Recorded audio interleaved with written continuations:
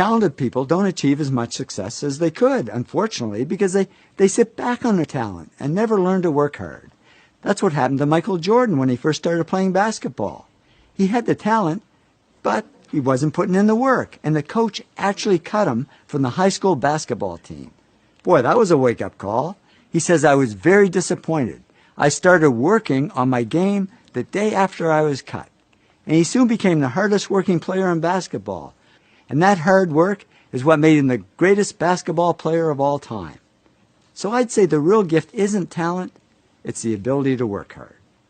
And we tend to underestimate work and overestimate smarts. But in the end, work wins over smarts. In fact, many successful people aren't the smartest. They just work the hardest. Francois Parenteau said to me, I'm certainly not that smart. I can't even remember my own zip code. But he also says, work is a big part of my life. I think about investments pretty much 24 hours a day, 7 days a week. Nez Hallett III is CEO of Smart Wireless.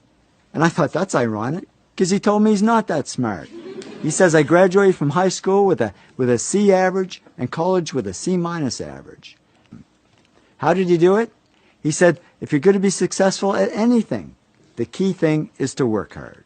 Thomas Stanley studied hundreds of millionaires, and he discovered most millionaires weren't A students, didn't score high on tests, and teachers didn't think they'd ever succeed.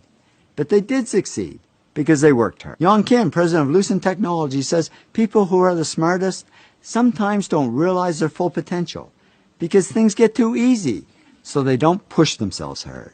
The bottom line is, whether you're smart or not, whether you're talented or not, just keep working.